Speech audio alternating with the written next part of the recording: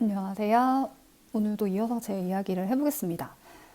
제가 갖고 있는 정체성 중에서 되게 가장 중요한 것을 이야기해보려고 하는데요. 되게 광범위한 주제이기 때문에 사실 이전 영상에서도 일부씩 얘기를 해왔고 오늘도 그중 일부를 이야기할 거예요. 지난 영상에서 고통에 연대하는 거에 대해서 이야기를 했는데 다른 사람들은 이제 원래 그렇다라고 생각하는 것 속에서 고통을 발견하고 그거 이제 슬픔을 느끼는데 작성된 주체라고 표현하셨더라고요. 지금이야 SNS로 막 이렇게 이어져 있지만 먼저 그 감정에 대해서 이야기 나눌 곳 없고 털어놓을 곳 없고 혼자 슬프고 이러면 사실 굉장히 힘든 면이 있잖아요. 오늘은 그 얘기를 해보려고 합니다. 각성하는 주체의 아이콘이 빨간 약 먹기에 대한 사유를 해보려고 하는데요. 우리가 빨간 약 먹었다라는 표현을 지금 되게 흔하게 쓰고 있잖아요.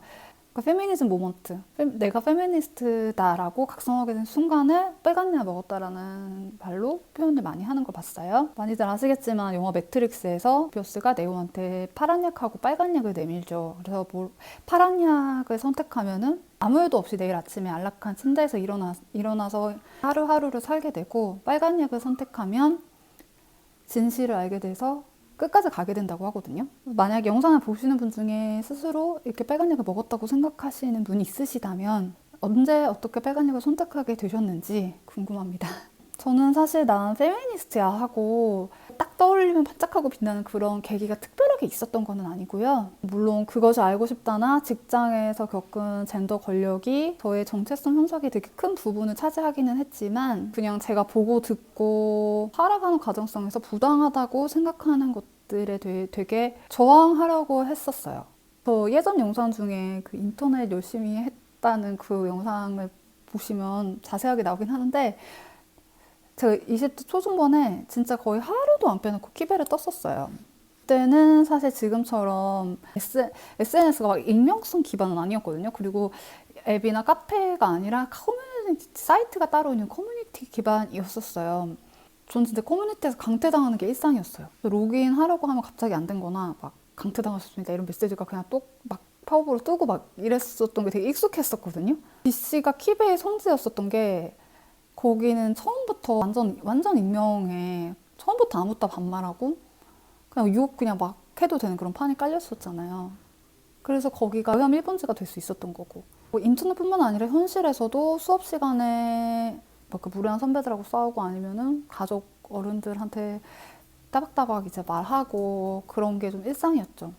페미니스트랑 정치성을 가지고 확고하게 어떤 싸움에 막 맞서고 싸우고 그랬었던 건 아닌데, 그렇게 살다 보니까 대체적으로 저를 페미니스트라고 생각하고 있더라고요. 전 진짜 어렸을 때부터 책 읽고 영화 보고 혼자 놀고 이런 거를 되게 좋아해가지고, 거의 그때는 이제 만화 대여점에 매일매일 신간 들어온 거 거의 다 빌려보고, 비디오 영화도 사실 제가 90년대 초반부터 2000년대 중반까지 나온 영화 개봉했었던 거는 진짜 거의 다 봤을 거예요.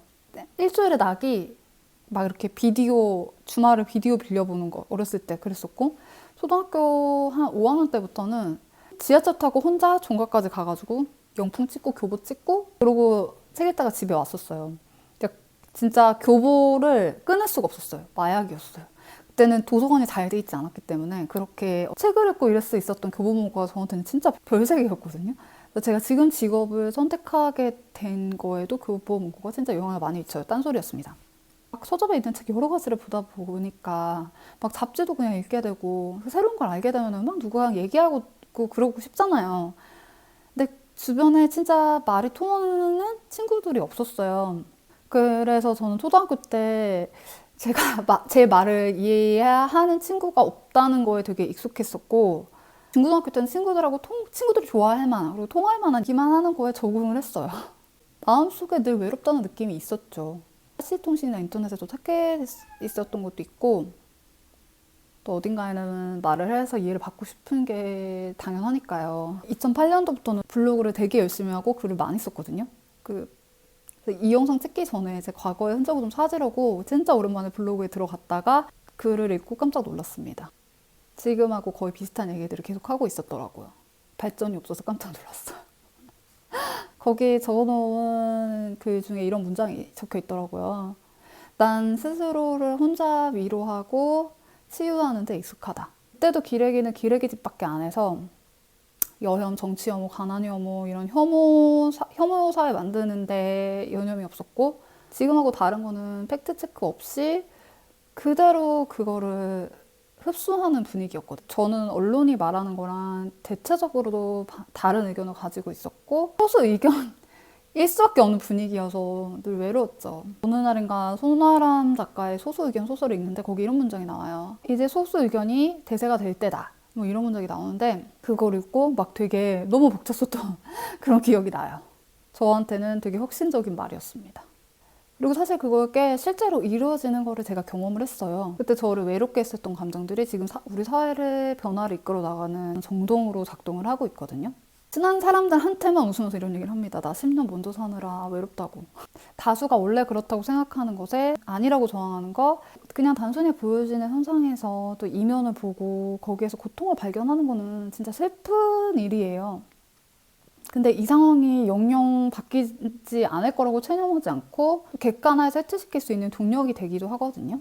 제가 공부하느라 흑인 페미니즘 사상이라는 책을 읽으면서 새벽이었어요. 눈물이 팡 터진 적이 있거든요. 그 책에 내부의 외부인 위치라는 개념이 나와요. 근데 이게 백인 가정에서 가사노동을 하는 흑인 여성이 겪게 되는 특수한 주변적 위치거든요. 이 백인 엘리트 집단이 이 안에서 일하는 흑인 여성 노동자를 무시하다 못해 아예 없는 사람 취급을 해서 안 보이는 것처럼 이제 행동을 하다 보니까 굉장히 솔직한 모습을 거기서 드러내게 되는 거예요. 그 여성 앞에서.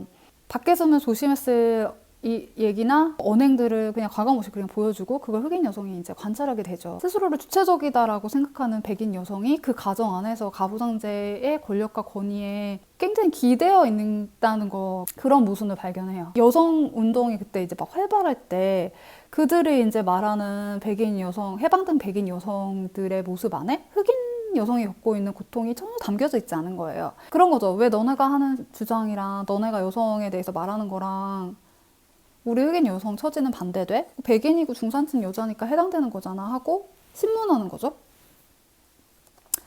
백인이 말하는 여성이라는 존재 안에 흑인 여성 지어져 있었던 거거든요. 내부자, 안에 있지만 없는 존재처럼 지어지는 이 내부의 외부의 위치에서는 억압을 새로운 관점에서 보게 하거든요. 흑인이란 인종과 여성이라는 젠더, 이 정체성에 교차하는 중첩적인 차별이 있다는 사회 비판 이론을 발전시켜요. 미국의 지배적 여성적 이데올로기 속에 차별받는 존재가 있다.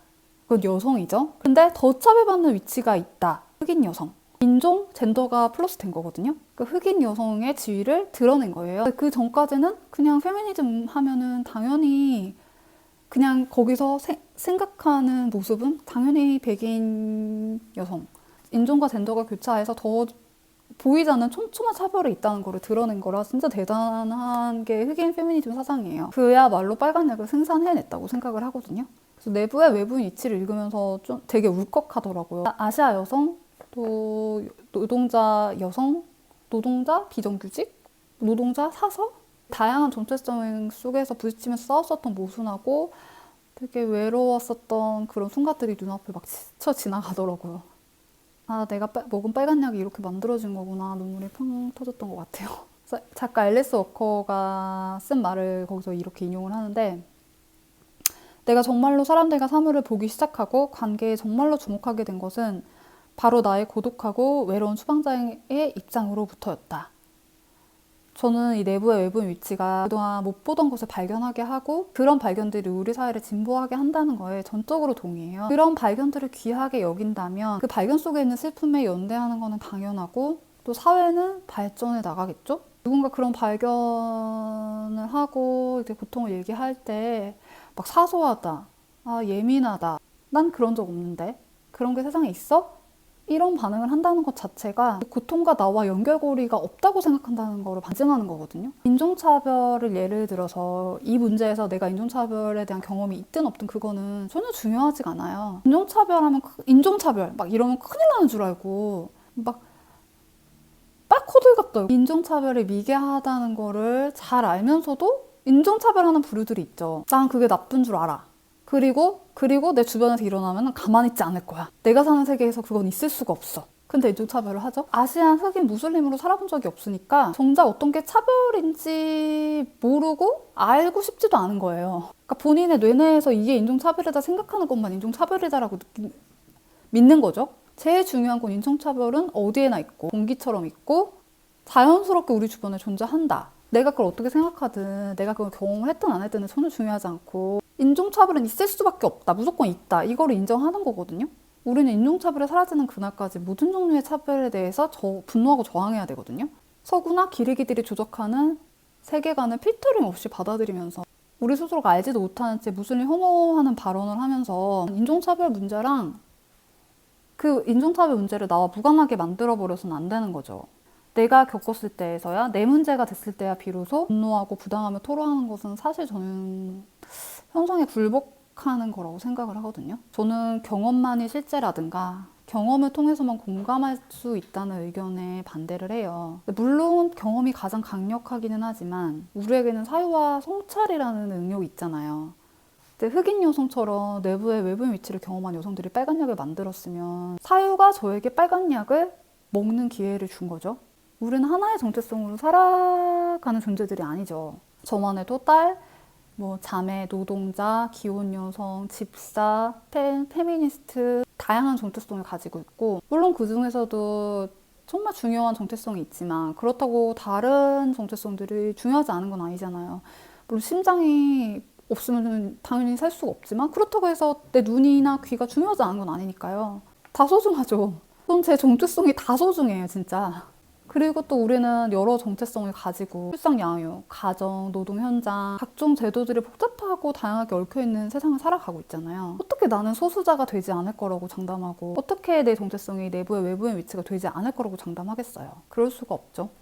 그래서 저는 항상 이 빨간약을 생산해내는 사람들에 대해서 항상 감사함과 리스펙트를 늘 보내야 된다고 생각하고 연대해야 하면 물론이고 내가 운이 좋아서 빨간약을 먹었다면 우리를 나누고 소수와 다수자를 나누고 인종과 민족을 나누고 막 다 경계를 만드는 거에 대해서 저항을 해야 된다고 생각을 해요. 이 경계를 막 흐리게 만들고 그 영화 매트릭스에서 그 빨간약 전사들이 매트릭스 세계랑 진짜 실제하는 세계를 왔다 갔다 하면서 막 교란시키잖아요. 그런 역할들을 해야 된다고 생각하거든요. 왜냐하면 저는 우리가 살아가는 세상이 내가 빨간약 먹기 전에는 편안하게 살만한 세상이었다가 내가 빨간약 먹었을 때 하루아침에 탈출해야 되는 그런 무간지옥이라고 생각하지 않아요. 우리는 빨간약을 먹었든 안 먹었든 이 세계에서 계속 살아가야 되죠. 매트릭스 영화에 나온 사람들처럼 슝 하고 빠져나가지를 못하잖아요. 계속해서 이 세계에 살아가고 우리 다음 세대들도 계속 이 세계를 살아가죠. 그래서 내가 빨간 약을 먹은 후에 보는 세상이 파란 약을 선택한 자들만 남은 곳이 아니라 언젠가 빨간 약을 선택한 사람들로 변화될 가능성이 있는 곳으로 남겨두거든요. 내가 빨간 약을 선택한 것처럼 그리고 내가 각성의 주체가 된 것처럼 저는 누구든 빨간 약을 선택할 수 있다고 믿어요. 그래서 제가 오늘 진짜 하고 싶었던 얘기는